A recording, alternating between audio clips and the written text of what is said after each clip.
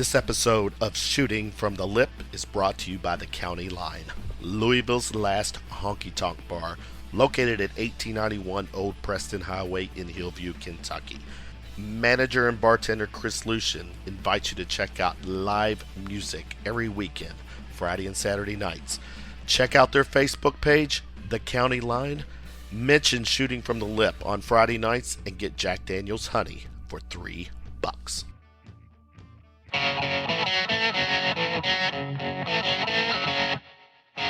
Shooting from the Lip features views and opinions from smart, funny, serious, and not so serious people. This show is intended for a mature and not so mature audience. Enjoy the show!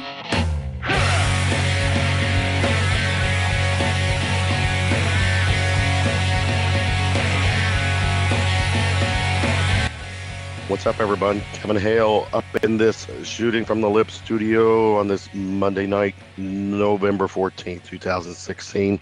Along with my partner in crime, Russ Hinkle, we are doing the deed tonight.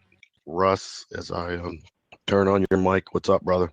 I don't know about doing any deeds, but, you know, I'll talk a bunch of shit on the radio. Yeah. Well, you that's good. Shit is good. Anything good going on with you lately? I don't know. I wish I could have got out there. I'm just disappointed that my candidate didn't make it in. I voted for Harambe, the gorilla. So I'm pretty upset that Harambe's corpse didn't get the presidency. I feel like he would have, had a better policies than the other two candidates. So much for Harambe. Maybe next time. Maybe next time. We'll be talking about the election, the historical election that went down last Tuesday. We'll get some insight on that. Some social media plugs first. You can find our show on iTunes and YouTube. Subscribe, please. We're on the SoundCloud and Stitcher apps as well. Twitter at the Shooting Lip. Stitcher. Stitcher is Stitcher's just a podcast app, just like SoundCloud. Just Blog Talk Radio in this case sends a direct feed of after we do the show. Once it's saved, it will send the feed directly to Stitcher, so it's a part of the Blog Talk Radio thing. So, Get Twitter at the Shooting Lip. My Twitter at Kevin Hill 423. Russ's Twitter, that famous Russ Twitter at Reality Russ. You can like us, follow us on Facebook and Instagram as well. Again, live tonight via Blog Talk Radio. Russ, you brought up the election. Let's talk about it a little bit. Let me plug. First of all, tonight, Russ, is an eclectic mix of guests. First segment, we're going to have Dale Miller and Katie Stewart. They are local actors. They're appearing they were in this movie called The Wicked One. It was done, directed, written, everything by a local individual, state, Tori Jones. They're doing a premiere event coming up, and they're going to come on and talk about the movie. And then the second segment, we're going to have Terry Harper and Kevin Kennedy come on. They're going to be promoting an event that's going down this Friday night at Trixie's. It's it's women's wrestling. But I saw that event. I saw it at Trixie's, and I'm like, we've been wanting to tap into that atmosphere. So we're gonna let them come on and promote that. And then is it mud wrestling or just regular? No, it's pro wrestling. The entertainment kind. Gotcha. And then Saunders, who's with Ville TV Network, he's going to come on and we're going to talk. He was pro-Trump. We're going to talk really more about the election. I've got some sound bites I'm going to throw at you guys and let you kind of go back and forth and really kind of sum the election up. So, but quick shots. Obama, Trump met last week. I think it was Friday, maybe. Basically, I don't know if the endorsing was the right word, but telling us that, they had a good conversation. It's time to give, let's move on. Let's give Trump a chance. And then, sound like their meeting was cordial. It went longer than expected. Trump had positive things to say about Obama. Are you convinced, Russ, that some of that showmanship, that reality TV personality that he displayed during the campaign is going to get settled down or kind of regressed a little bit, and he is going to start taking this, being the most powerful man in the world for real? He's going to take it seriously. No, I don't have any confidence in that. No, the only thing I have, it's not that I have, any confidence in anything. I don't think anyone. The last thing I read, kind of talking about an unbiased, assessment of him, is they probably. I don't think his own children know what he's going to do. I mean, the only thing we know for sure, this is what I can say with 100% accuracy. The two most observable things about Donald Trump is that he is a shameless self-promoter. I mean, he'll put his name literally on anything. I mean, he'll put it on steaks. He'll put it on a casino. He'll put it on a tower. He'll put it on, a university that's not even really anything, just a bunch of crap, infomercial crap or something. So he'll put his name, he'll attach his name to anything, and he's really good. I mean, he just got a really good situation. I mean, if the Democrats could have ran somebody that was, halfway respectable, who didn't look as crooked as hell and piss a bunch of people off, and wasn't, unfortunately, there's still I hear from a lot of people that were Trump supporters, and a lot of the undertones is, that they just, especially guys from, say, 45 to 65, they just could not stand the thought of a woman being in charge, which, Mm-hmm. but that it is what it is, whatever they want to do. But he just hit the perfect storm. I mean, he's a con man who found the perfect storm with a terrible candidate to go against. He had a bunch of terrible Republican candidates to go against in the primary. I mean, it couldn't have been written any better. It's almost like, when he says it's rigged, I almost think that the people with the money behind the scenes for some reason wanted him there. Maybe he's going to be a better puppet. Maybe I don't know what it is, but I mean it is what it is. It's over now. No puppet. There's no puppet. No puppet. One of his lines during the debate. Check this out now. Quick soundbite from one of our favorites, Bill Maher. Takeaways for what the Democratic Party should do, because we were going to talk about how the Republican Party repairs itself. One, people lie to pollsters. Don't think that that's not going to happen from now on. Don't listen to the polls. They thought they had a blue wall. They had nothing. Don't nominate someone who can't do a rally, who can only do fundraisers. Rallies are important. Find someone who can talk to white people. Never tell Americans you can't be that stupid, because Americans will say, don't tell me how stupid I am. Racism is a great product. It sells itself. The Russians are going to fuck with you, so have a plan for that. Ageism. Joe Biden couldn't run because he was 73, they thought. Well, he's only 3 years older than Trump, who won. The voters don't care. They're old, too. And he's from Pennsylvania. He probably could have carried that state. And also, the Democrats have to stop being so nice. Stop bringing a knife to a gunfight. Right, wrong for the Dems? Most of it is just, Monday morning quarterbacking, whining. The one thing that may resonate a little bit, and I wouldn't have thought so before, but because of, what we've seen, not being nice. But here's the thing. I mean, I'm like I said, I'm neither Democrat or Republican, and I know that's a cop out a lot of people use, but I'm not, because I disagree totally with a lot of ultra liberal nonsense, and I disagree totally with a lot of ultra conservative nonsense.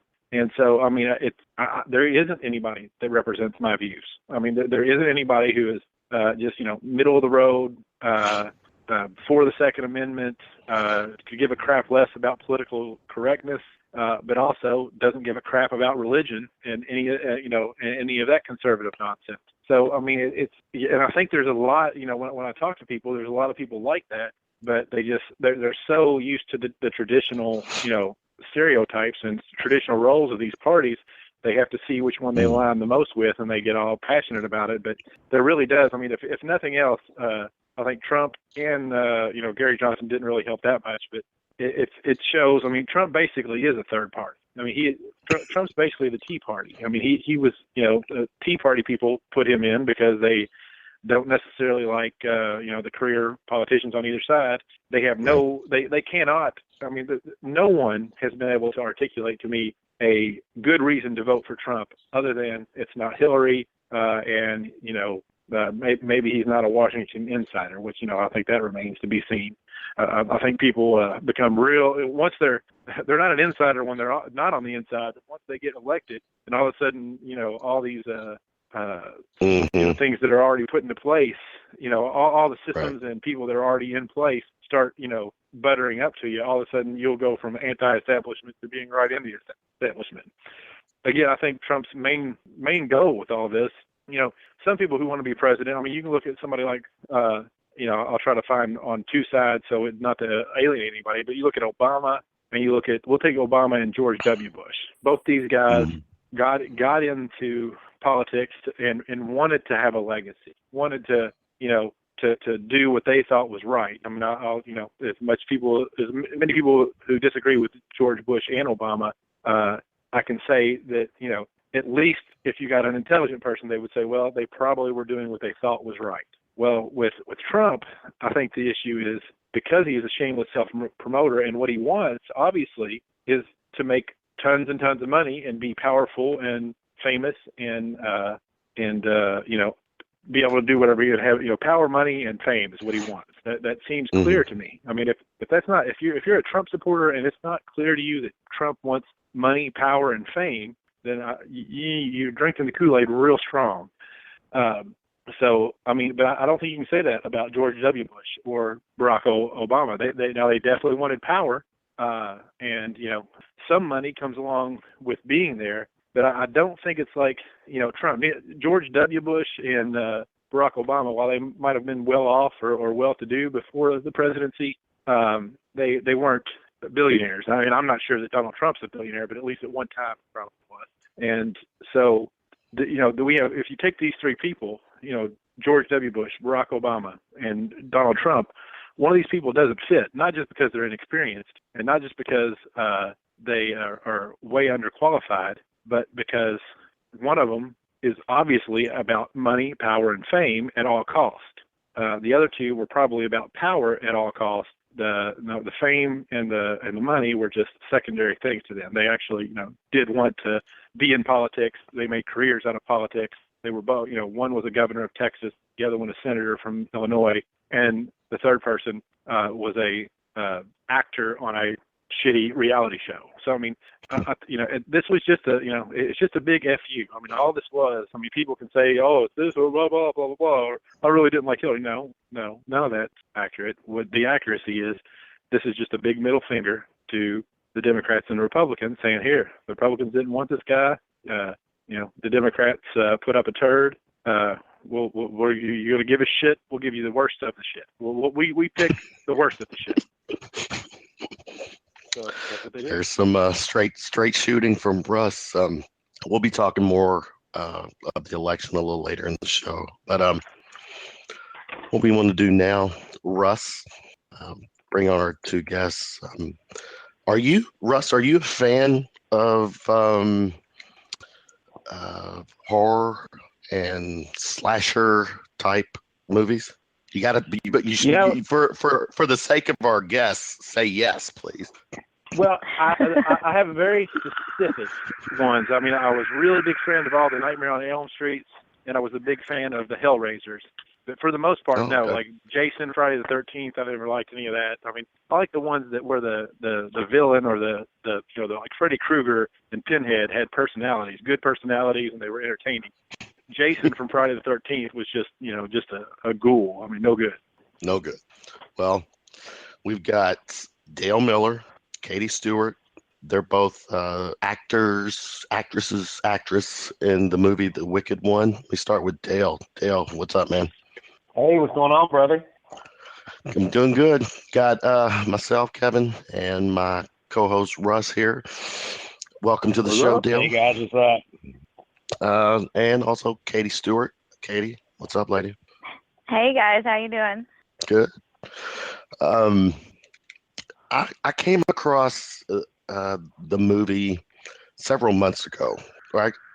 Through a mutual or someone I do my Wednesday night show with is friends with one of the people that was in the movie, and through the gave me the movie information and said, you gotta promote this. It's local. It's some local people doing something very cool.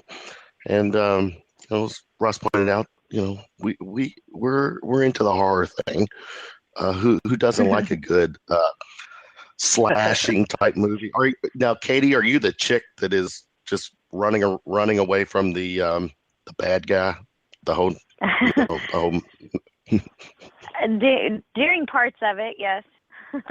I'm the one. I turn out to be the one he's trying to kill over. So yeah, there's a lot of running with all of us. There's a lot of fighting. There's a lot of good stuff going on, and a lot of blood. So that's a good thing. Oh yeah. Let me start with Dave. Well, actually, I'll either one of you give us the synopsis or the details of the movie, the storyline, if you will. Dale, you want to handle this one? You read it more than I have. I just showed up and threw my attitude into it. But if I tell it, it's a love story. It's a love story to me with a little bit of blood. That's exactly that's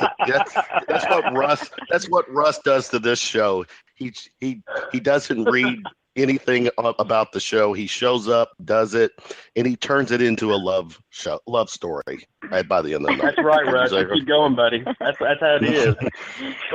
Sometimes if somebody disagrees with me, I turn it into a bloodbath. So. Hey, it can go from 60 to 90 in a quick second. There you go.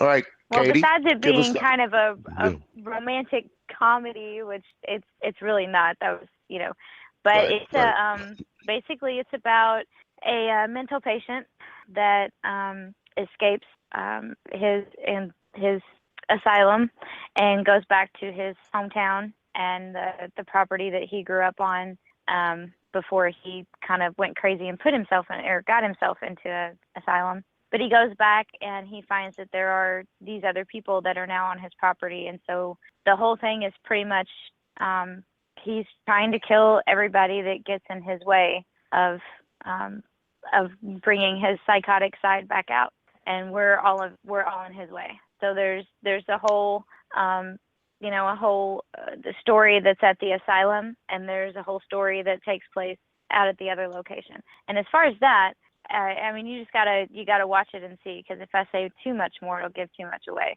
But it is a very good slasher. There's a lot of blood. There's a lot of heart in this film too, which is one thing that I loved most about it. It's not just your regular typical slasher. There is a real story, and a very good story at that. And the characters are just amazing. So there's a lot of heart and personality to it.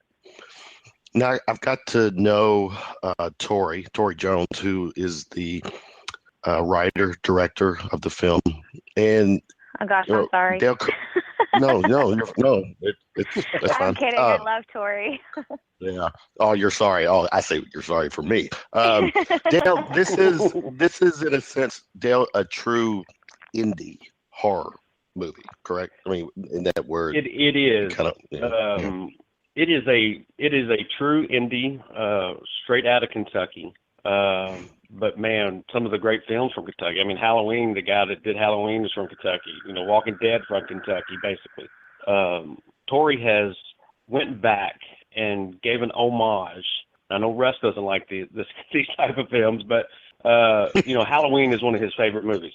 But he wanted to also make a new killer that threw some homage back there, get paid homage, but still brought in a new generation of actors like me and Katie, and a killer, the wicked one, played by Jack Norman. And it is when you watch the film, I've not seen, but bits and pieces of it, but it's supposed to be that 80s look, that grainy look, and it's like a grindhouse type effect. And man, they pulled it off. Him and Roman Josart, he did the cinematography for it and the editing. And them guys are, from just what I've seen, little bits and pieces of, wow. For an indie film, it doesn't feel indie. Very cool. And Katie mentioned her character, which obviously it sounds like she's fast and athletic, and probably Russ. She's probably really hot, so that probably helps the whole. If I'm a slasher, I'm going. Aren't we going after the hot one, Russ? That's how it usually works. all the characters in the movie are pretty characters, pretty and handsome characters. Pretty and handsome. I'll take pretty. Anybody says anything, I'll take. It's always disappointing, though. In a lot of those movies, it's disappointing because it's like the girl is, just some poor guy just about to hook up with the hot chick, and all of a sudden everybody gets killed. I mean, it's really the very epitome of anticlimactic. This is true. This is true. Well, You can come and go at the same time, man. That's how it's supposed to work. Nice. There you go. Wow. There's our first soundbite, Russ. Our first soundbite. Yes. Oh my gosh. Wow. But no, it does. It has it all. It has your antagonist. It has your villain. It has your heroes. It has your damsels in distress. Overlaid with a brother and sister drama, fiance and soon-to-be husband drama. Then overlaid with trying to go through all that while trying to survive this psychopath. I mean, so it has a little bit of everything there for you. Well, what is your character, or who is your character, Dale? I play Adam Lawson, which is the fiance to Katie's character there. And, of course, we have the drama with her brother. Like I said, can't say too much about it because don't give anything away. Tori's listening. He'll page me up real quick and be like, don't you talk about it.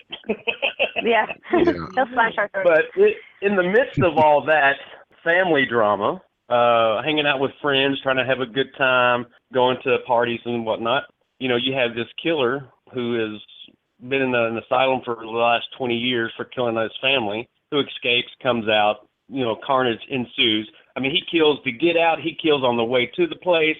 He kills all the way through it. I mean, the dude just kills. But, yeah.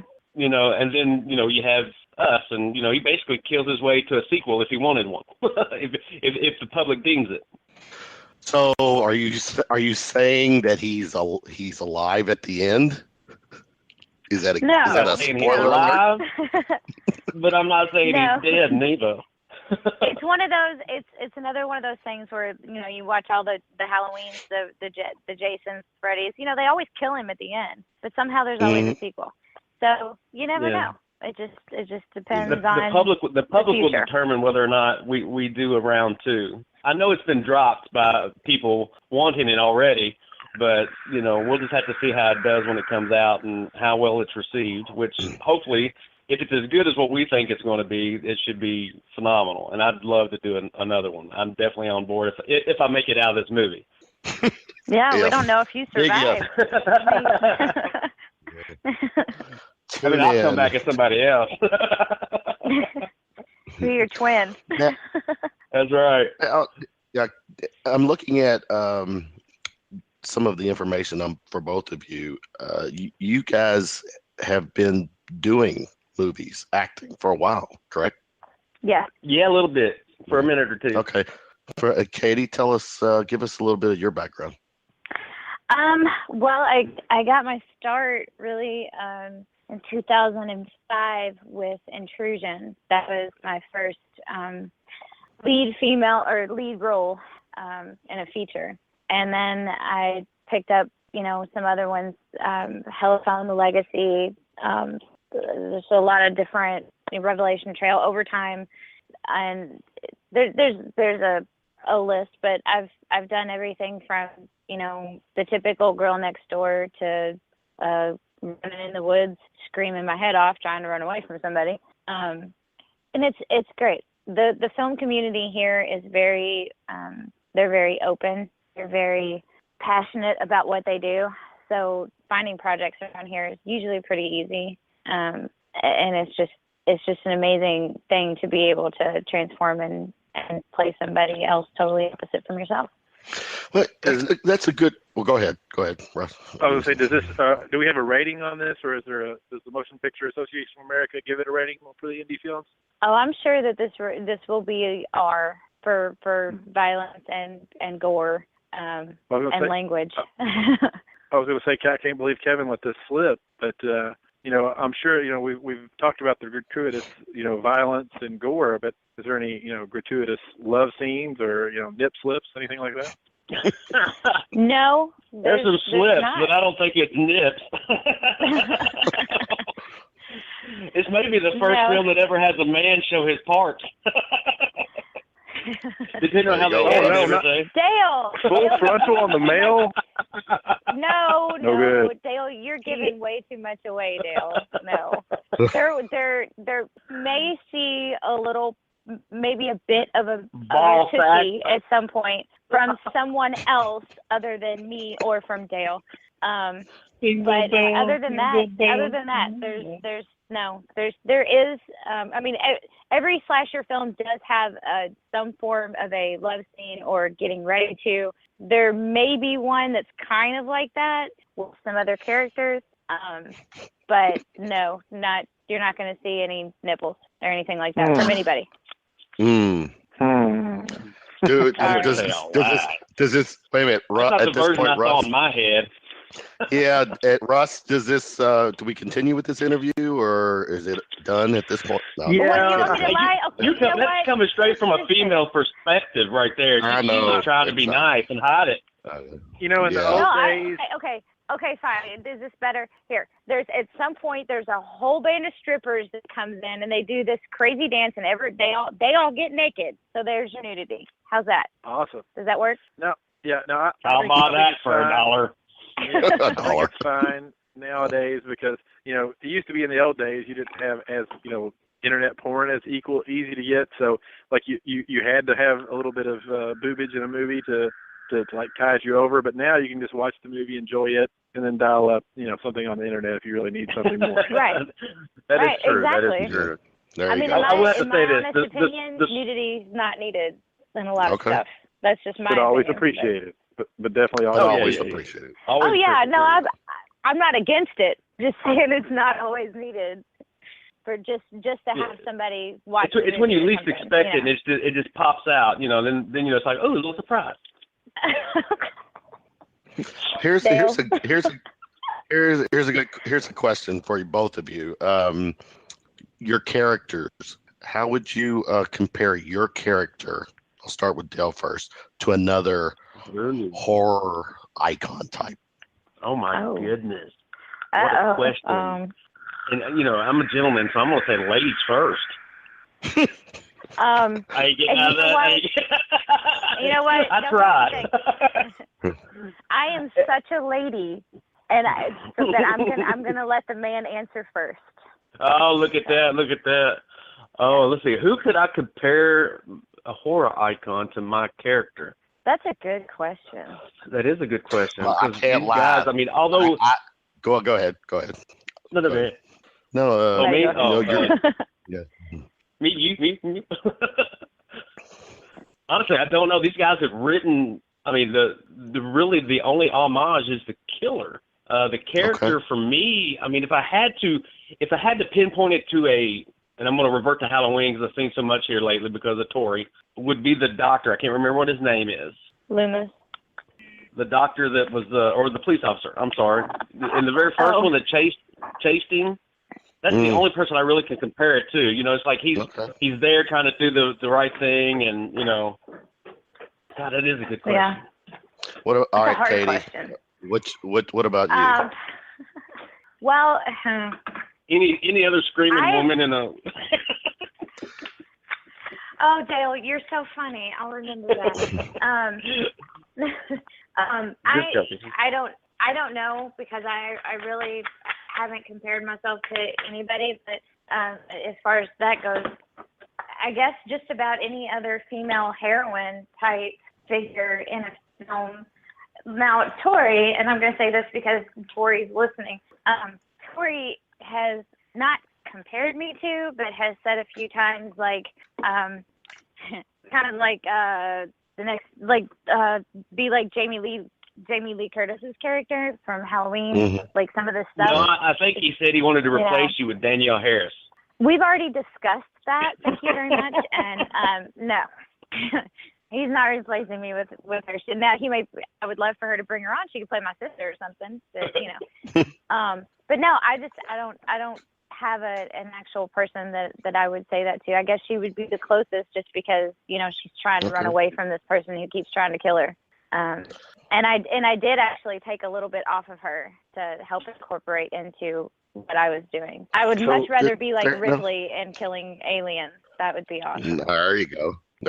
So there is talk of a sequel. I have a follow-up question, but there is talk of a sequel, correct? It has been, yes. I mean, it's blatantly do it. But like I said, it's going to depend on how well this one's received, which, I mean, if it feels as good as it, to us doing it as it does on screen, then I don't see a problem with the public wanting another one. Okay. Now, will Tori want to do another one? I've heard him scream, no, but, now he's a fan of the people. He's a fan of the people. He'll do it. Here's the follow-up, and this is for both of you. You get the new script, and you come to the scene where either one of you all has to do like a partial frontal nudity. Do you accept that role? I'd drop my pants right now for it. I put sunglasses on it and have it sunglasses. Put some elephant ears on the side, right? That's right. That's oh my gosh. I will make it dance. North Carolina. Katie, you have this visual, Katie, don't you? Oh yeah, it's seared into her brain. No, her I'm brain. staring at my TV is playing Full House right now, and so I'm staring at that and trying not to listen to what Dale is saying. Full House. So was that a quick? Bob? That's what they call my britches. Full House. Bob Saget is no from Katie there. I feel like I heard Katie say no. No, they put me on mute. So what'd you say, Russ? So no boobage for the sequel then, huh? No, I don't do nudity. You can look in any film I've ever done. I don't do nudity. I've lost many parts and turned down many roles because of nudity. So sounds like they probably just haven't hit the right price yet. I mean, everybody's got their price. Right? Well, she's gonna need about $350. I'm gonna need like $5 million in a Hollywood blockbuster, and then I'm gonna make him use a stunt double to come in. And hold on. So, Halle Berry only got $1 million to show hers. Now, don't get me wrong, you're pretty and all, but you ain't worth $4 more million. That's Halle Berry. $1 million will do. No. Well, Russ, it sounds like we need to direct these questions, Russ, to her agent. That's what we really need to do. Okay, there you go. Yeah. Well, that's fine. Go right ahead. But no, I don't do any kind of nudity, right. and I more than likely never ever will. So. Or we could, I mean, everybody's got that skeleton in their closet where they messed up and they did a little soft core with an X or something. So maybe if that surfaces, then she'll be all right. Now it's already out there. Might as well do it. All right, Russ. All right, you're just pushing that. Check now. What I've also heard. Wow. Actually, Tori shared this with me. That people are actually starting to cosplay this in France on 3 different continents. Yes. Yeah. So so with that said, am I to understand that it's already been released, outside of no. Okay. They've seen production stills and promotional photos and things like that, and people just ate the mask up, man. I mean, Tori had this created, out of his wicked little mind of his. Probably got high one day and said, "Oh, this probably be pretty cool," and then sketched it out and sent it off to somebody in Canada and had it made. And dude, it's phenomenal. I'm looking at the picture of the dude, and that is this with you, Russ. It's I think actually, if Russ, your daughter's what, 4 or 5? She is 5 years old. Right. If she saw this picture, I think this picture she would probably sleep with you tonight if she sees this picture. It is that kind of scary. Well, and I got you looks, beat. you I got got me you beat there, Kevin. I'm basically married to somebody from Eastern Kentucky, rural Appalachia, and those people co-sleep till they're about 13. So yeah, she sleeps with us every night anyway. Oh, I got you. I see. All right. Anyways, all right. Well, let's Friday. Is it? What's the? I'm looking at the November 26th, Fright Night Film Right. Festival, Louisville, Kentucky, at 8 p.m. at Fern Valley Convention Center.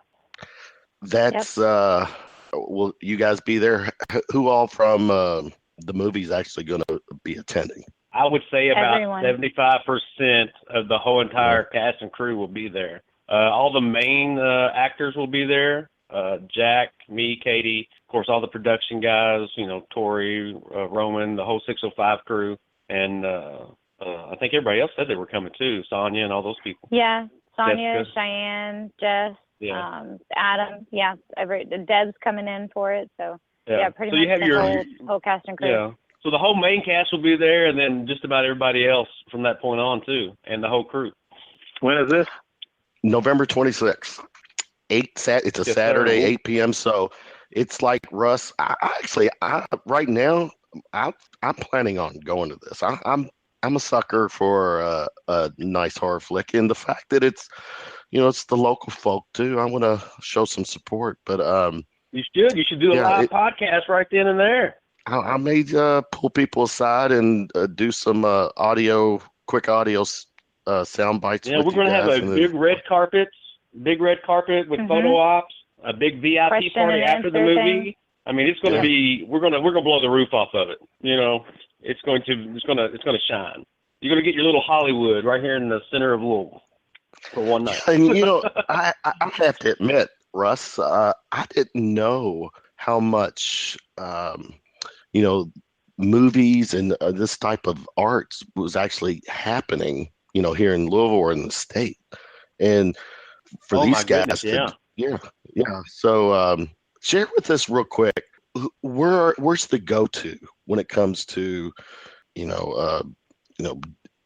developing your acting, or people who are wanting to, late in life, or if Russ and I wanted to, jump into the get the acting bug, where would we go? Or I don't think what's the there's any process? correct way to do it.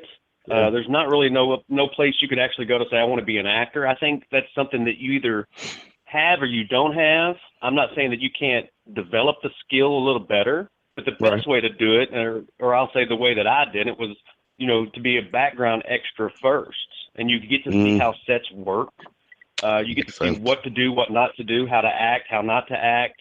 And then you apply for those roles, and you take small parts until you build your way up. I mean, that's how I did my career. I'm not saying that that's how everybody should do it. Some people are just naturally gifted and have a look, and they're just thrown right into the spotlights. I didn't have that. I had to feel it out. I had to use my martial arts and my stunt skills and all that other stuff, and work my way up through the ranks. But if it's something that you want to do, you start small. Figure out what it is you're doing. Number one, are you acting to be famous, or do you love acting? Some people just love acting. Some people just want to be famous. There's a big difference there. Huge difference. Gotcha. But there's lots of ways, especially on Facebook. There's lots of different groups. There's acting groups and lots of different pages that you can join. Something else that people can do is they can look up production companies and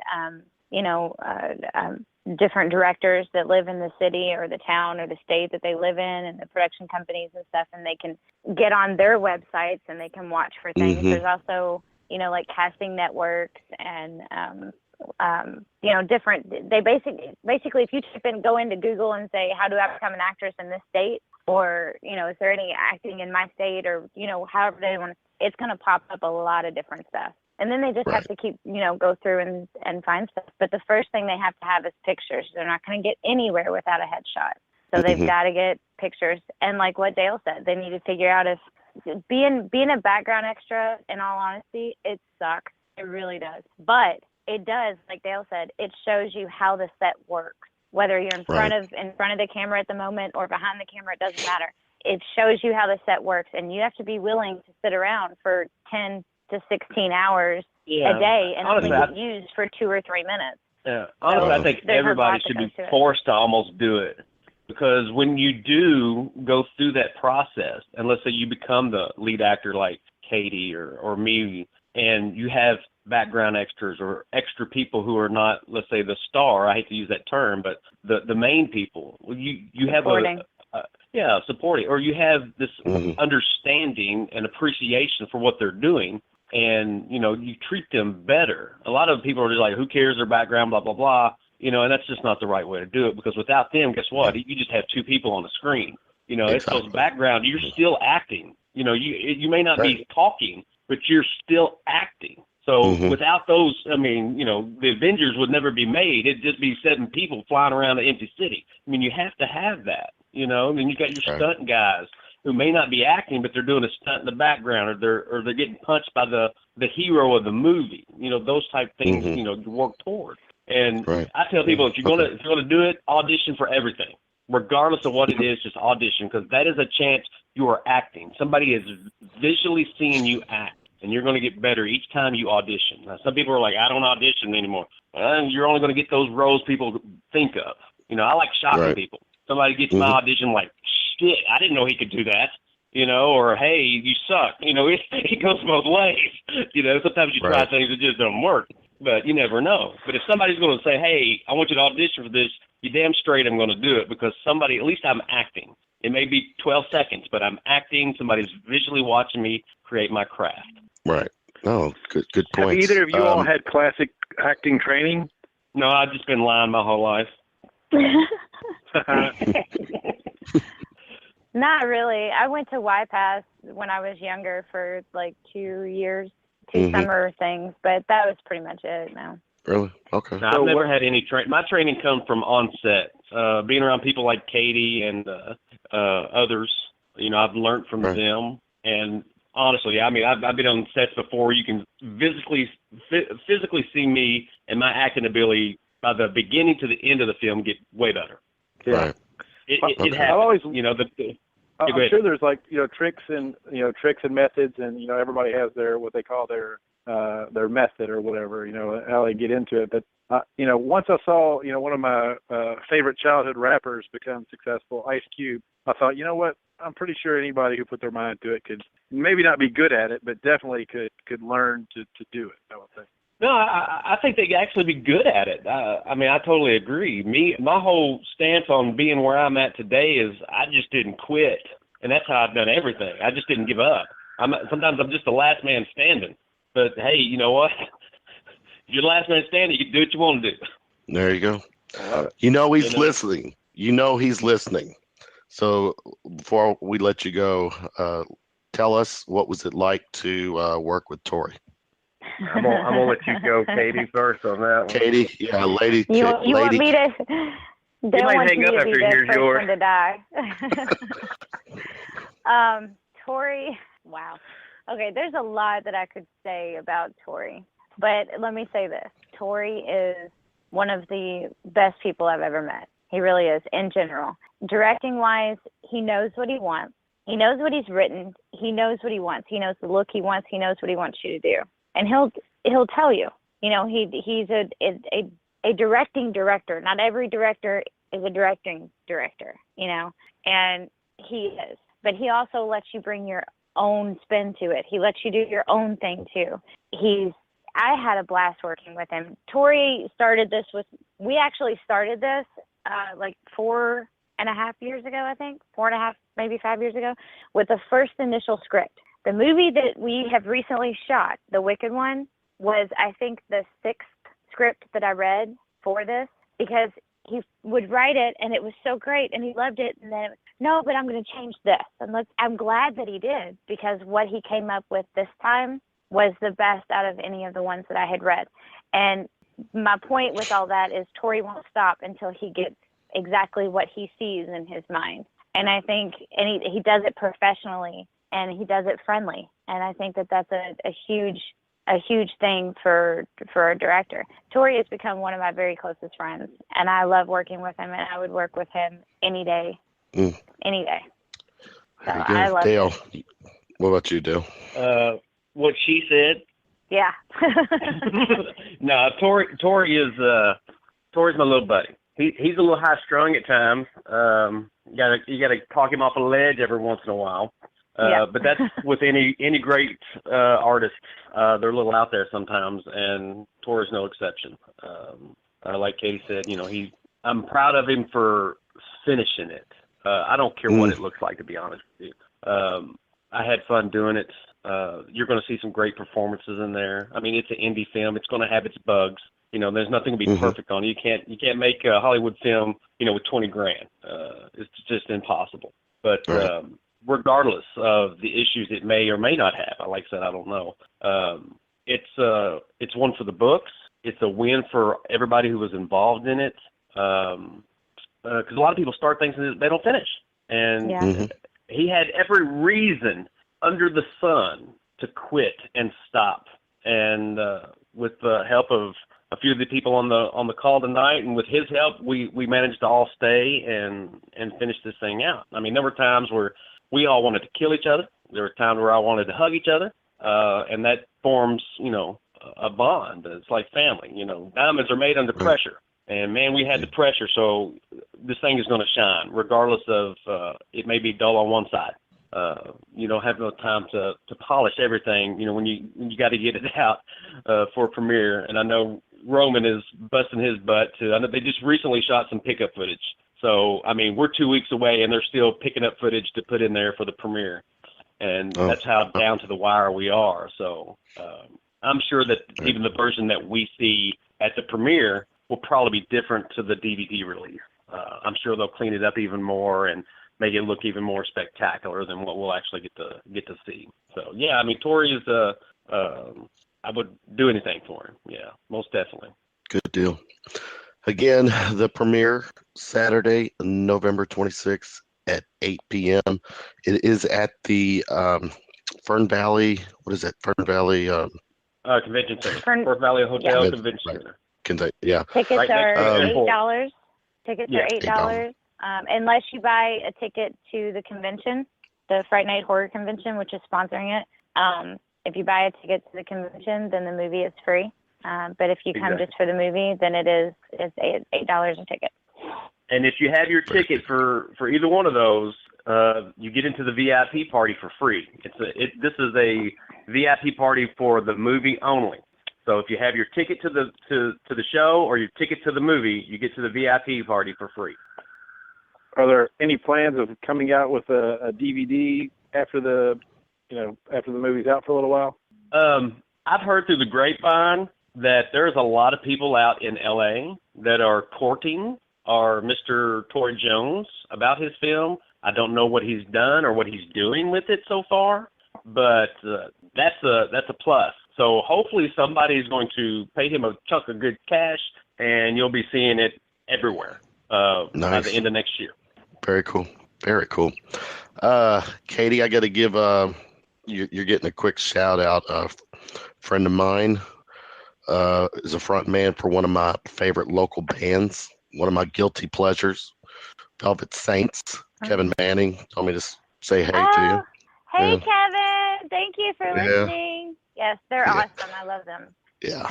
And they have a song in the movie. They have a song at the very end of the movie. Yes. I did a video for them for their song "The Devil." That's you. You're in that. Yeah. Yes. Okay. I was the only one that wasn't naked in that movie or in that video. I was the only one. That's why you didn't remember. That's why you didn't. Yeah, I guess that's why you didn't remember. I know. Actually, I think I watched that video probably a month or so ago because I know Stephen Clark, the guy who directed that video. So I got to check it out again. So all right, Dale, it's Katie, on there. It's at the end. Yeah. All right, cool. Great segment with you guys. I wish you guys lots of luck with the premiere, and I hope to be there and hanging, celebrating with you. Very cool to come on and chat Awesome. with us Thanks for tonight. having us on. Thank you for having us, and we hope that you guys make it out. That'd be awesome. All right, thanks guys. Have a good night. All right. Thank you. You too. Russ, yeah, I was talking to him. Russ, I guess I'm not familiar with the whole movie thing scene here locally, so it was an eye opener for me, and give those people credit. I mean, he mentioned the budget obviously is limited, your resources limited, but if you're doing something with those kind of resources and still getting attention, albeit on the indie level, you're doing something kind of right. So Yeah. Tell me sorry. lost. I know I had muted. I was coughing. The guests that were on for the next segment haven't called in, so I guess we won't be having it. Won't be talking girl fight wrestling. I'll do a quick shout out for them. This event is actually this coming Friday. It's Girl Fight Wrestling presented by Madman Promotions. It is at Trixie's Entertainment Complex. Terry Harper presents. It's his thing. What is it? Stores 8 p.m. The show is at 9. Tickets $10 in advance, $12 on the day of the show. Interesting. I wonder if will they well, let's say hold on, Russ. Someone is calling. Say something so I can scream. All righty then. Well, next segment with I've heard Trixie's and I've heard wrestling, so it's going to have to be a pretty good segment if it's going to be both nudity and wrestling. I feel like nude oil wrestling comes to mind when I say those two things, but I get the feeling that this isn't going to be nude oil wrestling, nor would I want to see men do nude oil wrestling. That wouldn't be very good. Yeah, a lot of tackle going on there. I don't like a lot of tackle in my nude wrestling. You know, you and I ever wrestled? I don't think so. Because you'd remember. Well, yeah, I think I just look like too much of a physical specimen to mess with, really. Exactly. You are. Actually, you Muay Thai on me. No Muay, like Thai boxing. I figure you might know some Muay Thai from your days back in Thailand. No? Uh-oh. See, now you leave me hanging. Yeah, I'm sorry. I like Thai food. Thai food? No, yeah. Thai boxing looks rough though. It looks. They do a lot of kneeing in there. You know, you're dealing with a lot of knees to the rib cage. You know. I know. Too much work. No good. All right, let's so we can start talking some politics, Russ. I got Sean Saunders, Ville TV Network. Sean's joining us. Sean, what's up, man? Hey guys, what's going on, man? Kicking it. Your boy pulled it off Tuesday night. Yeah, I mean, I was actually very surprised. I went to bed that night and was completely thinking, you know what? There's just no way. I was actually completely under the impression that I was going to be saying Madam President and was fine with it. Had no issue with it because, like I tell everybody all the time, you know, you don't have to respect the man or the woman holding the title, but you do, as an American, need to at least respect the office. So if they told you in the military, I don't have to respect the guy holding the rank, but I got to respect that rank, damn it. That's how it is. Mm-hmm. So I was completely okay with that. Yeah.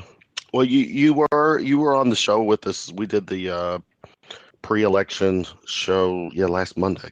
God, it's been a week. Mm-hmm. It was and you made it clear you were or are pro-Trump.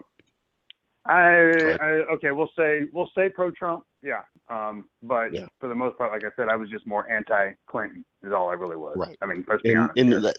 Russ, and that's what you've been saying to a lot, Russ, where you really thought. Okay. That's been the hardest position for me to defend. Is I am not pro-Clinton in any way, and don't care for her at all. But I am so anti-Trump that because I mean I just it's the same reason why as you well know, Kevin, I don't like religion. I feel like at some point when I was younger and growing up, I kind of just went along with the culture and went through it. And then when I started reading and learning, I'm like, oh, wow, this is just made up stuff. Like every other country of the world has their own made up stuff. And they told me this like it was actually true. So, and I was really pissed off that I got conned for that long. And I look at Donald Trump as the ultimate con man. I mean, he's just, he's a reality TV show star that, and I don't even think the character that he played during the election is really who he is, which, I mean, is probably good news. I mean, because he definitely played a real shit hook, during the campaign. So, and it seems like the day that he got elected, that all changed. All of a sudden, he's nice and commenting to Hillary and commenting Obama, and all of a sudden he changed, switched gears in just like a hurry, which again was, probably a calculated tactic to, do whatever he wants to do. But the main thing I've not heard a good argument for voting for Trump other than the best argument is just to give the finger to everybody, the Democrats and the Republicans and the system. Say, here, well, you want to give us turds? We'll nominate King Turd right here. But he is just an obvious self-promoter, an obvious opportunist. And I just don't. I think if I was looking for any qualities in a someone who was going to lead me in any capacity, whether it be my local, Lions Club or the President of the United States, shameless self-promoter and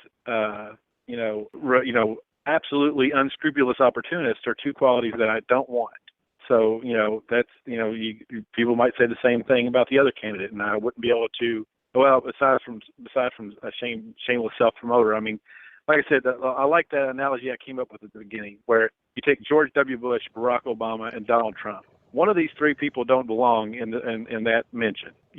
George W. Bush, governor of Texas, politician who was out to at least, obviously they want to make money, they want power, but at the end of the day, they have studied politics.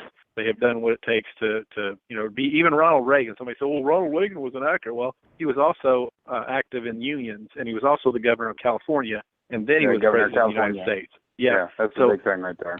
What we have here is, and again, I don't know why. It's funny because people are still trying to defend Trump. He is a failed businessman. He started with a bunch of money. He might have made some, and he's like every other, guy. Yeah, of course you can start him tomorrow, put him in the middle of the street with no assets and nothing. He's probably going to figure out a way to make money, and that's great. That's a good quality. He can definitely make money. He can lose money too. He's going to make mistakes. But at the end of the day, I mean, what is his agenda? I try to look at people's agendas. Hillary Clinton is shitty and as much of a liar as she is. Her agenda seems to be in politics. She was, Secretary of State. She's done some senator grunt work. This guy's not even been elected as dog catcher. I mean, he's never been elected. I don't even think he didn't get voted off a reality show. It just so happened he was the guy that got to kick people off of the show. So it's just amazing how what a just unqualified piece of con man crap this guy is. None of those comments support Hillary at all. People get confused by that. Just because I think Trump is a huge piece of shit doesn't mean I give a shit about Hillary. I think she's a huge piece of shit too. So, we just had to.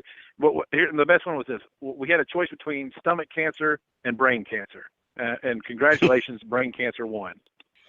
Well, let me throw this out because, Sean, the fact that Trump, no political experience, he's a businessman. We knew last Tuesday history was going to be made. We were, as you said, you went to bed thinking you were going to wake up and it was going to be, you're going to wake up to the first female president. Mm-hmm. Didn't happen. So what we got was the first non-politician. We got a celebrity, as the next president. Didn't Tuesday night change the whole dynamic from this point on? That one of the questions people have asked is, why wouldn't someone who, somebody in Hollywood, or some, movie star or something who is very political and stays in tune with, the whole government politics thing, why wouldn't someone like that run? And a lot of it was that they didn't think they could win. lot of people would say, oh, they didn't, no experience. No, you're not going to pull it off. Hey, John Boyd This changed the game. 2020. Yeah. I vote John Boyd. John Boyd.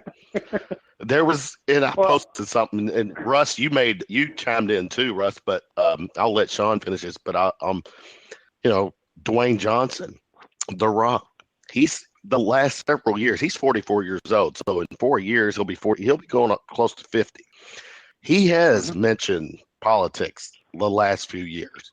And this is a guy who has been very successful right now in the entertainment. He's very successful and he's very likable. If someone like that wants to throw his name in that 2020 hat, I can see him pulling off.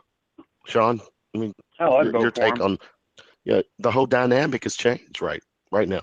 Well, the whole dynamic's changed. And allow me to retort. I've always wanted to say that and actually mean it. The whole thing about Trump, just from what I've seen. Now, what I always challenge a lot of the liberal Democrats, and I'm not going to say that every liberal is bad. Let me start off by saying there's the liberal extremists that are screwing it up for the actual liberal agenda. The liberal agenda is actually a very good one if you break it down and you look at it, if it could actually work. Problem is the extremists come in. Now, having said that, every liberal extremist that I have tried to contact or had my arguments with about, show me proof that he's a racist, and then they show me some bullshit edited clip and claim that as fact.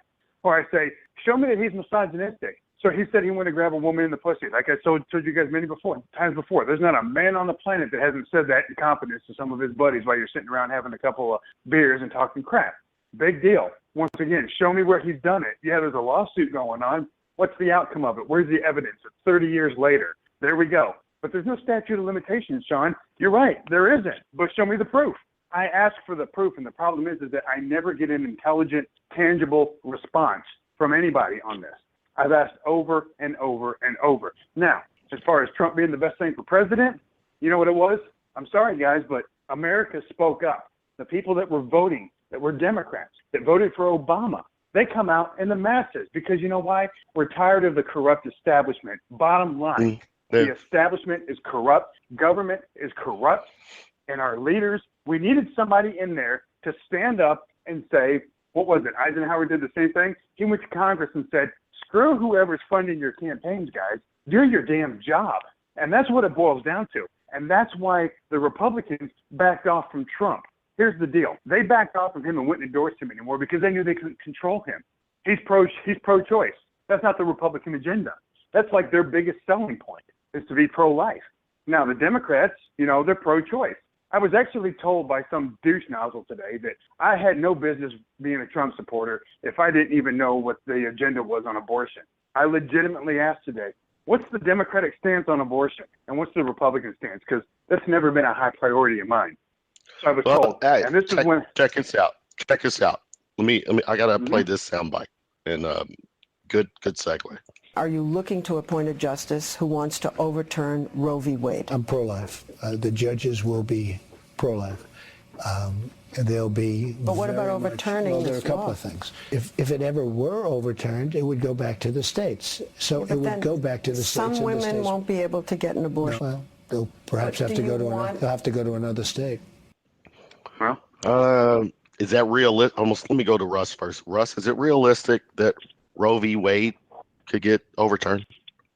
Yeah, it's a possibility, but I don't think Trump gives a shit. I think he's going to have to. That's just one of the things where he's going to have to kowtow and placate to. the uber idiots like Mike Pence. That's the worst tragedy of Trump president, Mike Pence. He had to get somebody that was, such a theocrat. If you want to know some policies, then look at some of Mike Pence's policies.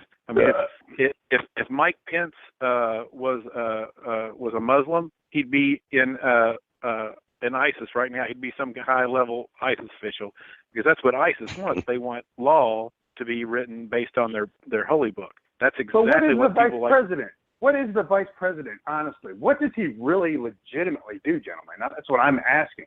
Well, he affects policy. He helps. Have you seen House of Cards with Kevin Spacey? I mean, actually, I've never seen that. Yeah, basically, and I would have asked the same question before I looked into it a little bit more. But I mean, yeah, as far as in the public eye, they don't do a whole lot. But behind the scenes, they rally their party. He gets people to, he introduces legislation. He tries to help get senators and representatives to sponsor and pass certain bills. And if you look, when Mike Pence, there's a thing you can look up. He introduced something like 18 or 21 different bills to the Indiana, state Congress, none of which got passed, but all of which had some kind of crazy religious, theme to them. There was something absolutely asinine from the Old Testament involved. Like, he cost the state millions and millions of dollars by doing the whole, being anti-gay, saying, no wedding cakes. You don't have to make a wedding cake for gay people if you don't want. It's like, you don't have to make a wedding cake for gay people anyway. But I mean, to make a big deal about it, I mean, you can tell anybody you don't want to make their cake. Sorry, I'm too busy. No, I don't. I can't make that cake. Sorry. I mean, you could do that all along. Those are such petty things. I mean, I look at stuff like that, and it's like, yeah, he cost Indiana millions of dollars. I understand all that, and you know what? It's not good. It's not a great running man. But at the end of the day, it's still the president's decision on what happens. You can put all this stuff in here, and I know you're not religious at all, but like, I will never down a person for their religious beliefs because it's just an act of faith. If people want to live their life by the Bible, that's on them. Me, I have a personal faith that there is a God. That's my faith. I don't read the Bible. I sure as shit don't live a religious life. But so let me ask you a question real quick though. If there was a president that actively, and you're going to think it sounds ridiculous, but that there are actually people who will subscribe to this because of the Iliad and the Odyssey. If there was someone who forwarded their profession of faith in Zeus, they truly believed in Zeus and Mount Olympus and Poseidon and all that, you wouldn't automatically judge them a little bit? No, I would say judgment is going to happen regardless. But here's the deal. Great movie, Men in Black. Tommy Lee Jones looks at Will Smith and says, we don't know, the public doesn't know, the public doesn't understand what it doesn't know, blah, blah. He said, well, people are smart. He said a person is smart. People are reckless, irresponsible, and dumb. Now, to segue that a little bit, what I'm saying is that a person could look at it and say, this guy's putting this bill in here because of Zeus. Okay, it's ridiculous, but I don't care. And then all of a sudden his buddies come over and they're all sitting around drinking beer or whatever. And that guy's an idiot, man. Zeus is going to come down and kill every single one of us. Next thing you know, all of us dumb rednecks are sitting around going, well, damn, you're right. I guarantee that some bitch is going to come down here and do something to us. We better get our weapons out. You know what I mean? You kind of understand what I'm saying here. Right? Well, no, I don't actually. I don't really follow because, like I said, the Zeus thing seems ridiculous, or or whatever. But I mean, let's look at Mormonism. I'll go on record saying that even if I agreed with everything that Mitt Romney, every policy that he had, I wouldn't vote for him. And the reason I wouldn't vote for him is because people who are normal, people who are into some level of Christianity or some kind of, following, there's like 538 different Christian sects, all, claiming to have the right, gospel. But the reason I wouldn't vote for Mitt Romney is because he's actually a Mormon. And if you're a regular Christian, you at least have, history and culture and a bunch of time on your side. Mormonism was invented in the 19th century by a dude from New York. That's ridiculous. That's like a plagiarism of a plagiarism. The Book of Mormon is like something like 85% of the words in it came directly from the Bible. So they plagiarized it directly out of the Bible. And so anybody in this day and age, it's like when Richard Dawkins interviewed this guy over in England. He said, so wait a minute. He was a Muslim. He goes, you truly believe that Muhammad flew to heaven on a winged horse. That's what you believe. And the same could be done to a Christian. So wait a minute. You truly believe that there was a dude that was born from a virgin that didn't have sex with anyone. And then he rose, he lived till, 36 years old and then was killed. And then he magically comes out of a cave and flies up to heaven. You believe all that. You believe he walked on water. You believe all this stuff. And, that seemed ridiculous, but because people have such culture and tradition that says, yeah, that happened, they can get away with saying, yeah, that happened. But if, if you say you go to some African tribe, and I'm just going to use some words from Richard Dawkins, and some guy says, hey, the great juju up the mountain is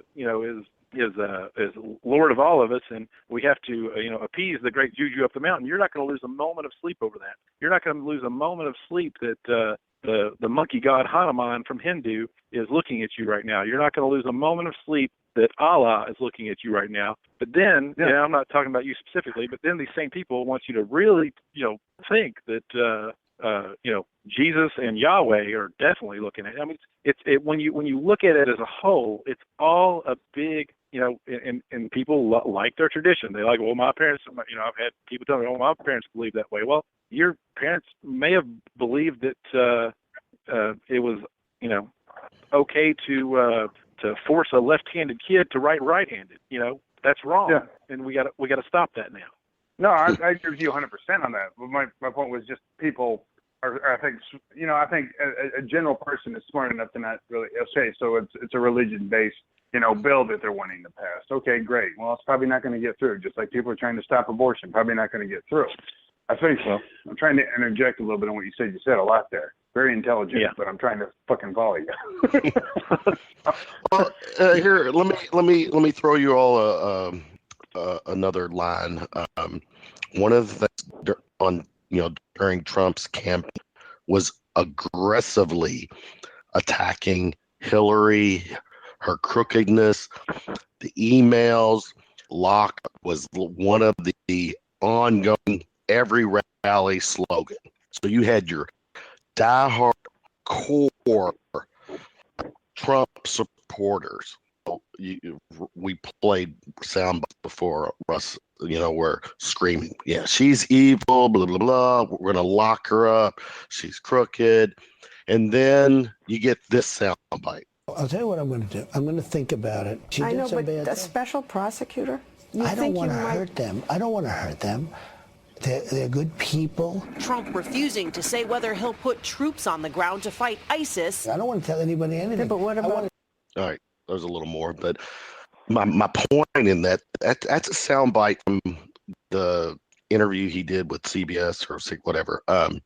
That soundbite alone is not what he was saying during his campaign.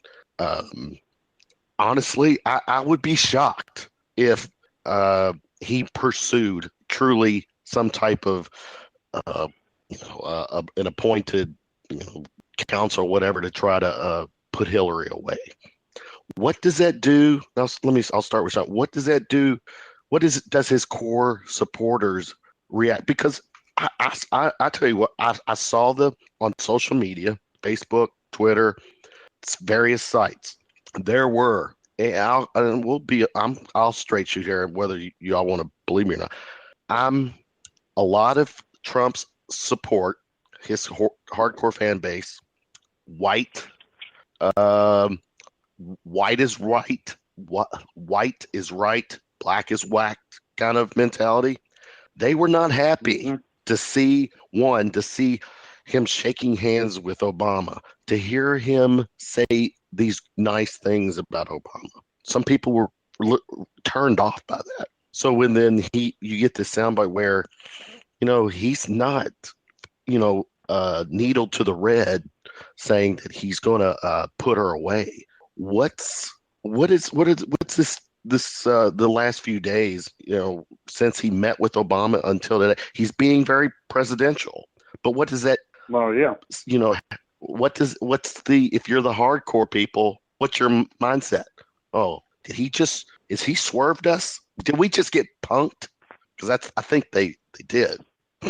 Well, I mean, okay, let's think logically here for a second. I mean, what's he really going to do? But his core supporters were not thinking logically.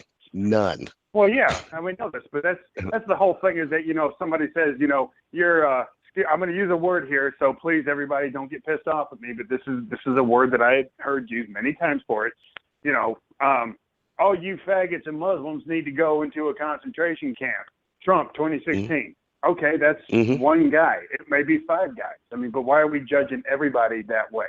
And I think not everybody. Here, Yeah. No. Go But ahead, I think go a ahead. lot of people are. But a lot of people, what I get a lot of is, if I'm a Trump supporter, I'm a racist, misogynistic, homophobe, and xenophobe. That's the newest one. That's my favorite word so far. So what I'm asking here is, what about the black votes for Trump? What about those people that came out and supported him? Your minorities, let's just call them minorities, but I think it's an overused term as well. They come out and supported Trump as well. I think it goes back to losing the establishment. So I think the hardcore, we're going to put Hillary away and all this crap that are pissed off that he's probably not going to do that. They're not thinking logically, because they're not going to sit back and go, well, you know what? I mean, Clinton got so many people in her pocket right now. Is she really going to get charged? I mean, hell, she got away with killing a bunch of Americans in Benghazi. She got away with, Wait a minute, hold on. That's a ridiculous thing. Hold on, Why? Russ. Let him Why? finish. Let him finish. You just said Sean, she finish got it. away with killing a bunch of Americans in Benghazi. That's probably the worst analysis of the situation. I mean, it's not even been proven that she was even negligent, let alone that she got away with killing a bunch of Americans in Benghazi. That's an asinine statement. I can't sit by while somebody says something like that. Okay, fair enough. I have no love for Hillary, but that's just an asinine statement. Fair enough. I spoke with the guys that were there. I got the true story. Okay. Well, apparently Congress and our whole judicial system is completely fucked then, because they didn't even find her guilty of negligence, let alone of actually killing someone in Benghazi. So I mean, it's just that's okay. So gone too far. She didn't pull the trigger. Okay, I'll agree with you on that. Well, I mean, they had a Congress that was completely looking to get her. As you can see, even the FBI, who is supposed to be nonpartisan, and I'm just calling, for completely objective, unbiased. I don't care. The stuff that you said earlier, you're right. That you can't really pinpoint Trump being racist. You can't really pinpoint him being that misogynist. He definitely sympathizes. But the one thing that didn't come up is, I can give you several examples of how he's a con man. If you're interested in those, I can give you concrete examples of how he's a con man. Well, we all know that. I know what you're saying, but yeah, but yeah, to that whole Benghazi thing was just another thing to try, because people had other agendas for not wanting Hillary to be president, and that's fine. If it had been, imagine Trump as Secretary of State in that situation, if the things would have unfolded the same. He wouldn't have put up with it for 2 fucking seconds. He would have said, look, this is what happened, like it or don't, fuck off. That's what Trump would have done. But Hillary tried to explain it away. She made the mistake of trying to explain it away and not being likable and this, that, and the other. And, maybe she did fuck up. Who knows? Apparently, we'll never know, because if Congress can't drag it out, and when they were investigating her, then they either are the best cover-up system ever, or nothing happened. My guess is, what has happened? Somewhere in the middle. What has happened with that, though? It was a CIA base that did not even exist in Benghazi, according to public record. Nor did the embassy, which is where the ambassador was. They technically didn't exist. It was easy to cover up, unfortunately. It was a top secret base. They were there for intelligence purposes, and the security contracting teams noticed the problems it was having and kept sending the information back to the Office of the Secretary of State and to the military and said, we have a credible threat here. They ignored it.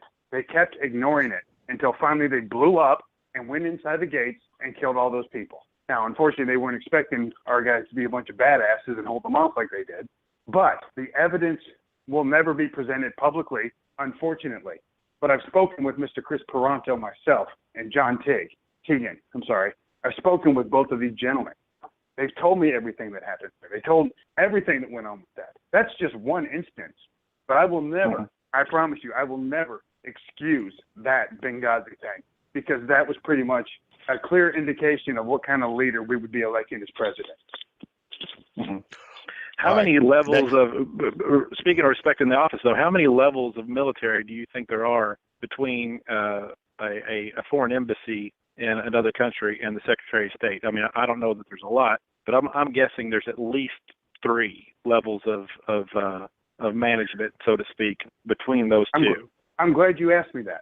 Since this was a CIA organization, now I could be paraphrasing a little bit. I might have a couple of things off, so don't count this as actual fact.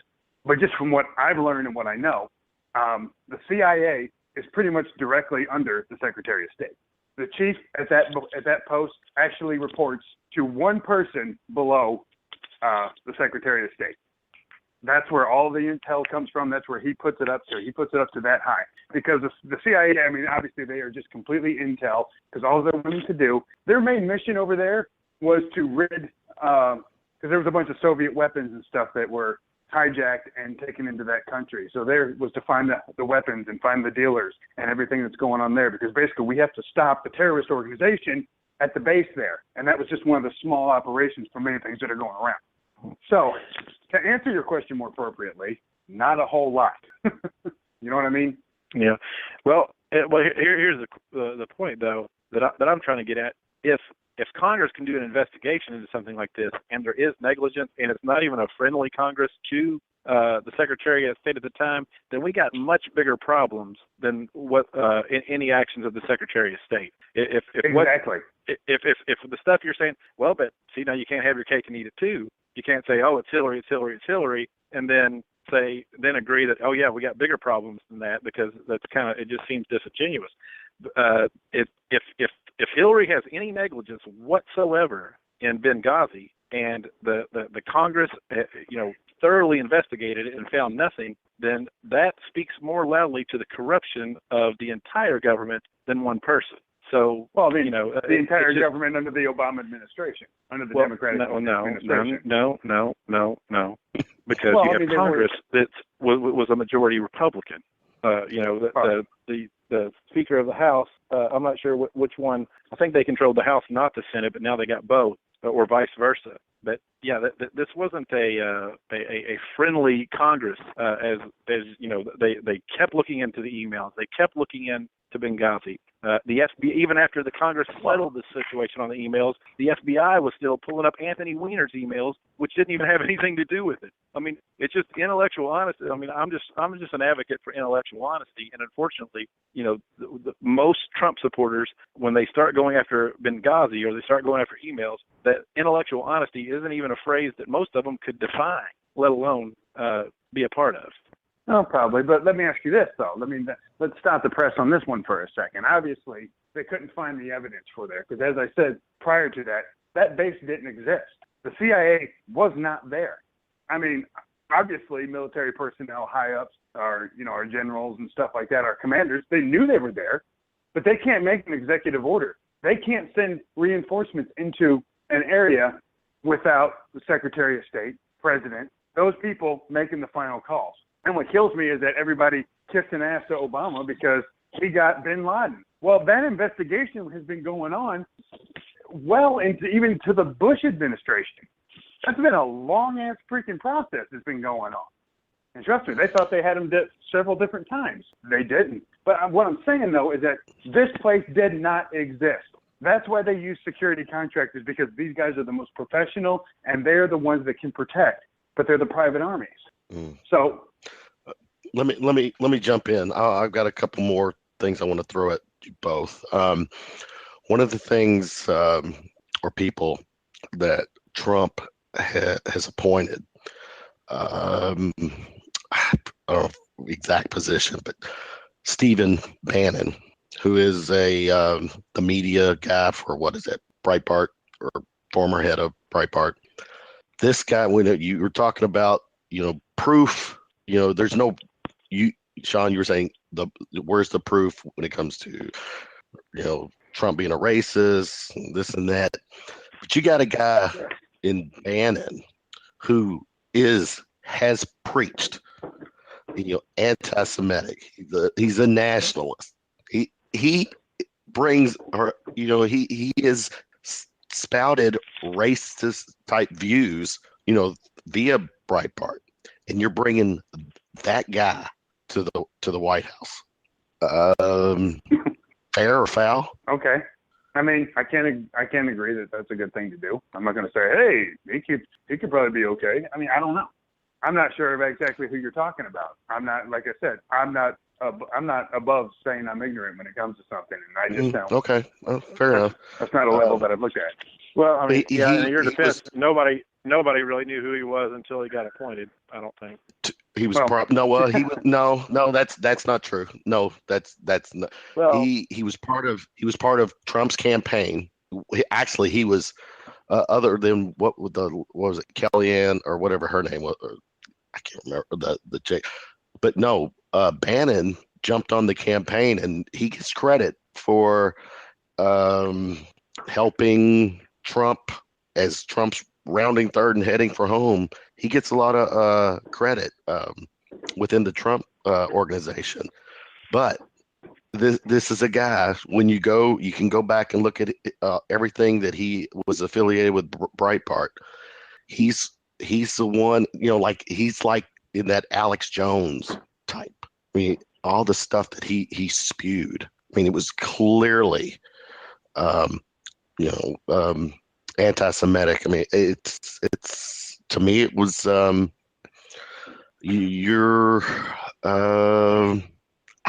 don't think a lot of people, especially on the Republican side, are gonna buy into that decision, that position. But it sounds like you guys really don't, are not too much. They're not very familiar with them. So I guess that's a kind of a wait and see then. Well, we're kind of one of the. I look at a lot of things. We're not going to get everybody perfect in there, as I've said many a time.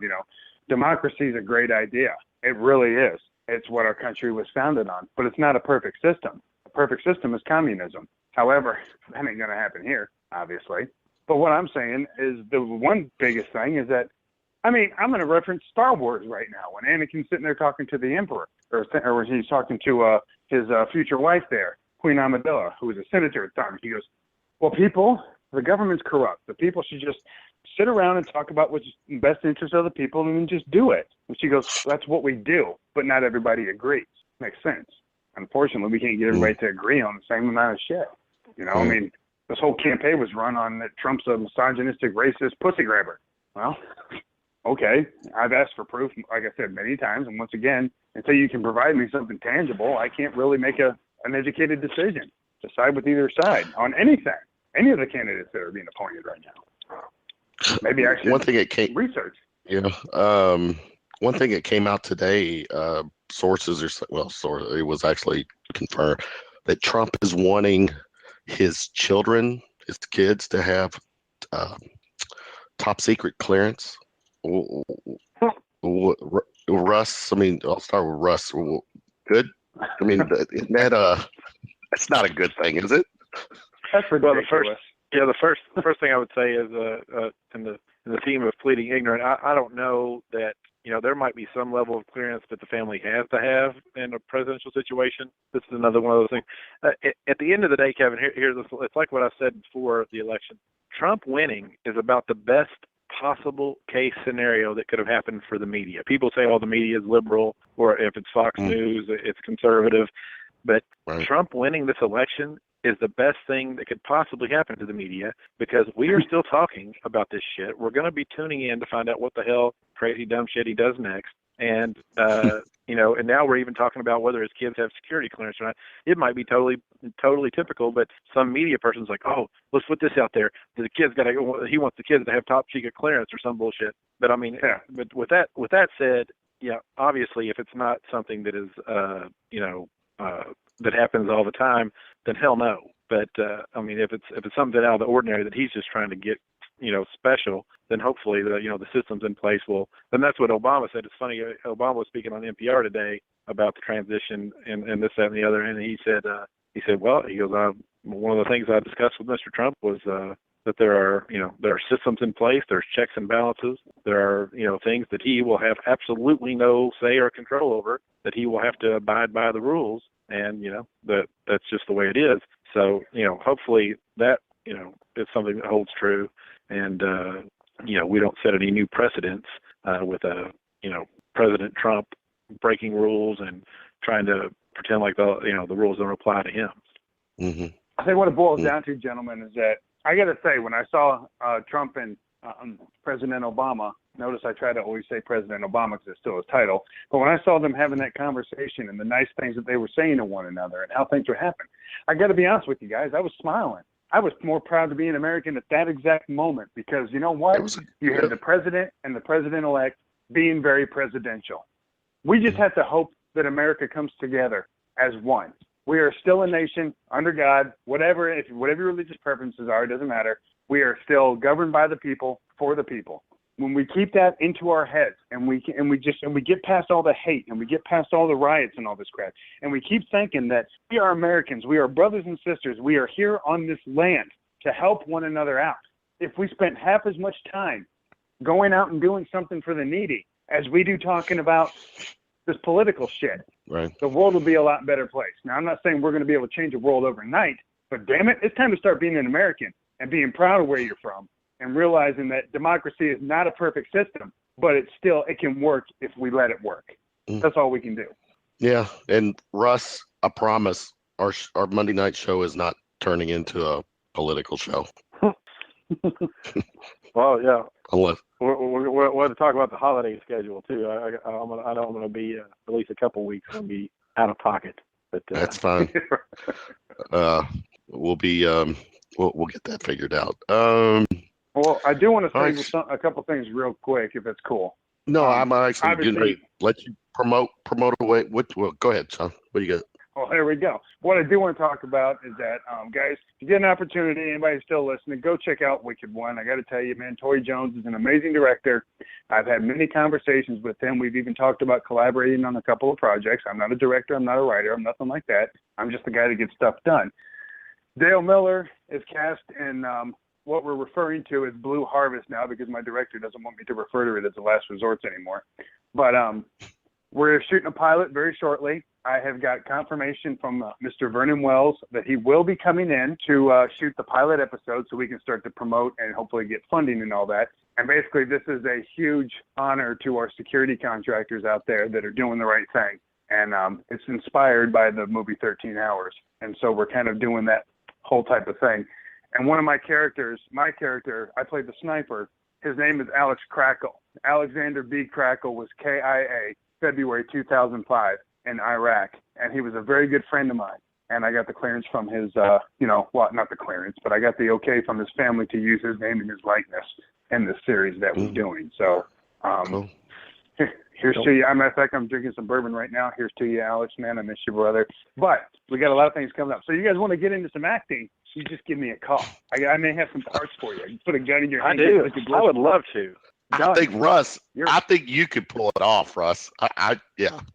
Me, on the other hand, no, but I would. All I need you to do is stand there with a big automatic weapon and start blowing people's faces off. Oh, that'd be awesome. Yeah. What kind of discouraged me though is, when they said that you're on set for 12, 14, 16 hours for only 2 minutes worth of work.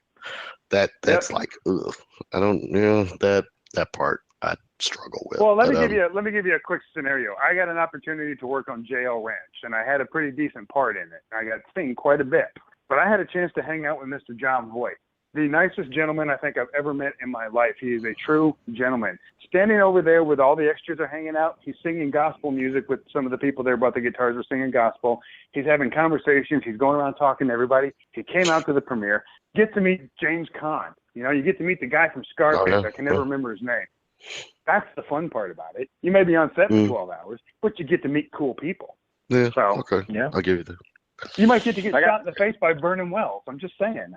I was an extra in Secretariat, and I got to sit right in front of John Malkovich and the lady from $1 Million Baby. Hillary Swank the hell up. Yeah, I forget. Oh no, and the other lady, Diane Keaton, I believe it was. Keaton. John Malkovich. I don't know if I would have been able to hold my pee. Yeah, it was funny. I was late to the thing, and they were looking for people to sit right in front of. The bad news is I hit the cutting room floor because they did that thing where they superimpose like the crowd, so it's just like repeats of a bunch of other people. I didn't get to be. There was another scene where I was like carrying this tray, and the camera was on like a track, and it was just focused on my hands carrying the tray. But we watched that movie probably 3 or 4 times, looking for any glimpse of the different scenes that I thought I might be in, and there's nothing. I'm absolutely nowhere to be found. Oh, unfortunately, it does make it to the cutting room floor. There's a couple of actresses that, you know, who were supposed to have some close-ups in JLRNs, and they got cut. And unfortunately it happens, but it's still like, you know, Dale was talking about, it's still experience. And that's a good thing to get if it's something you're willing to do. Because make no mistake, Kentucky has the tax incentive. John Voight is in town right now doing another film. This will be his second one in less than a year that he's filmed here in Kentucky. So I'm just saying there's going to be opportunities out there. That's cool. Cool. Very cool. So, Sean, will you be at the premiere? You gonna go? Let me put it to you this way. I need a date. I need a date. I got you. I would love to go, but let's just say there's a certain person there that I really don't want to be around, and I'm sorry to say that. I'm not going to say who it is, but Enough said. Enough said. Enough said. Yeah, too much, guys. I'm sorry. Right. No, all good. All good. All right, Sean, share with your social media where people can find check us out on Facebook, the Ville TV Network. We're also on Instagram and the twit thing with all the twits on it. All them twits, I guess. I don't know. And then obviously check out our website, VilleTVNetwork.com. We are going to be casting very shortly for extras, and we still have some speaking parts available. What I'm asking people to do is go to our page, see the little caption. I've got my email address, Sean@VilleTVNetwork.com. Send me a demo reel, resume, headshot, all that good stuff. Or just keep it locked to our page for when we're going to be having auditions and come out. Because you guys know who Vernon Wells is, right? This man's like a legend, like the Road Warrior, Mad Max. He was Wes with the crazy mohawk. He was in Commando. Yeah, Commando. That's who I remember. Yeah. He was the villain to Arnold. Yeah, he was played opposite of Arnold in that. Yeah. He's an amazing guy. He's a great actor, and I actually got to work with him on Loss Prevention that filmed a couple of years ago. We're still waiting on that to come out, and he was like the big CEO there. Anyway, of course, we hung out with him. Anyway, I'm just saying that. You know, this is you know what he was also in? I forgot. You know what he was also in? Weird You're gonna say my favorite movie, I hope. I love that movie. That was hey, every time I see him, I walk up to him and I say, hey, how come two unpopular dicks like you is having a party? I love that, man. That's one of my favorite movies of all time. I love that movie. Yeah, that's him. That is him. A party. Good. Very good soundbite. You can't even take a shower with a beautiful woman without wearing your jeans. That's great. That's great. I didn't know that's who that was. That's awesome. Yeah. One of my favorites in that movie is Bill Paxton, the step. Oh, yes. I love Bill Paxton in that movie. You stewed, blood. Well, it was so nice because I had a chance to meet Anthony Michael Hall this past year at the Fandom Fest. When I went up, it was so cool. He was getting ready to go do a photo op, and he like turned around and saw me standing there, and I was like, he's going to do a photo op. I'll just come back. And he goes, do you want a picture or something? I said, no. I just want to, talk to you for a minute. He said, okay, well, I can. He goes, just tell him to wait. I'll be right there. Sat there, I probably talked to him for a good 10 minutes, told him about Vernon Wells, and I'm going to be working with him. And Anthony says, man, that is so awesome. Please tell him I said hello. I went, okay. And he goes, so he handed me a card and he said, hey, if you need anything, let me know. I've got a few stories about Mr. Anthony Michael Hall as well I could share, but I'm not going to right now because it's kind of a secret. What was that, Russ? What'd you say? Or what was it? I was just tackling. Okay. All right, Sean, man, thanks for coming on. You and I are going to continue chatting. I think I've got some plans for you with the show, so stay tuned. Ooh, that sounds sexy. Stay tuned. If it's full frontal nudity, well, okay, cool. I'll do it for $300. I'm that cheap. $300, I'll do whatever you want me to. $250. What's your price, Russ? Yeah. $250. I'm gonna start making. I figure it works for some people. I'm gonna start making my living on my back. I figure it's working for some other people. I might as well give it a shot. Oh, there you go. All right, brother.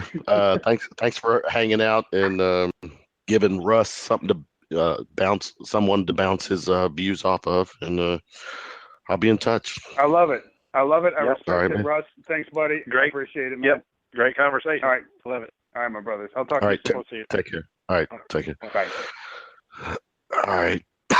Ooh, sorry, Russ. Some healthy conversation there on the Oh yeah. on Trump. Let me before we go. County line gigs this coming week as the County Line, the last honky tonk bar in Louisville, managed by our man Chris Lucien, 1891 Old Preston Highway in Hillview. Bourbon, beers, and billiards, $2 ice cold domestics, $3 Jim Beam Maple, Honey and Fire. Friday nights, November 18th, Brooke McBride will be back in town. And Saturday, November 19th, Jeni Carr and her full band will be playing it at the Line Saturday night. I actually, Russ, I was trying to get you to get out, but I think you're older. You act older than me. I started at the Levee, which is it's the first time I've ever been there, and I absolutely loved the environment. That whole vibe, that ambiance. I mean, it was cool. Soul Circus, hung out there for a little bit, then went to where'd I go? Stevie Ray's to watch Radiotronic. Was there for a few hours, and then made it back at my end of town, stopped in at the Line and hung out there for a little bit and watched Shane Dawson finish his last set. So made my rounds Saturday night without Russ. No Russ. Actually, I will be I plan to be at New Direction Saturday night though.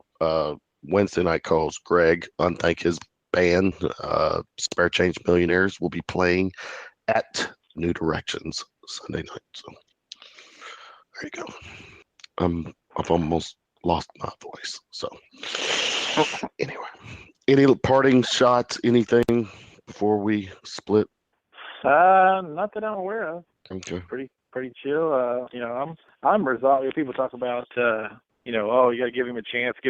I mean, that's silly. Of course we have to. He's the president now. So, I mean, whether somebody's going to give him a chance or not, he's the president. And, it'll be an interesting ride. I think somebody said, I saw something on Facebook that said, well, I'm just glad it was a guy kind of making fun of Trump because I'm just glad I'm light-skinned with a penis because, Trump seems to be, but I don't think it matters if you're a man, woman, or what race. I think the bottom line is, the only thing you have to worry about is how much this guy, this president coming up is going to put himself, his shameless self-promotion and his own, opportunistic aspirations for money, fame, and power, how much he's going to put that as a priority over the good of the country. And that's what I'm worried about. That's the main thing that I'll be monitoring to see, if he actually does anything that's going to help people.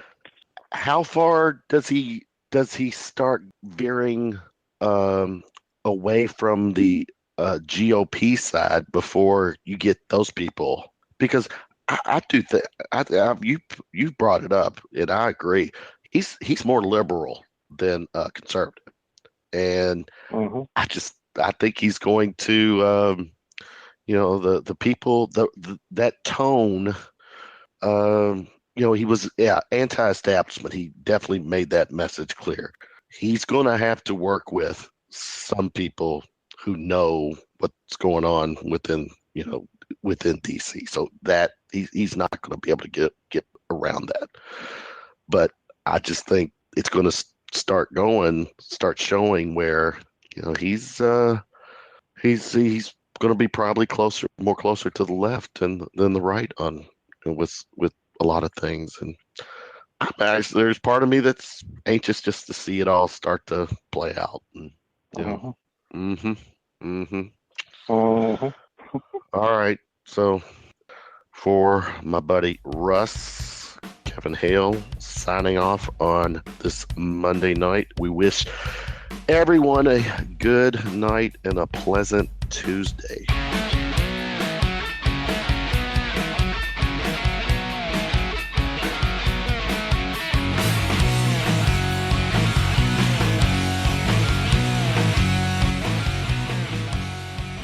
And no time were any animals or people hurt during this presentation of Shooting from the Lip.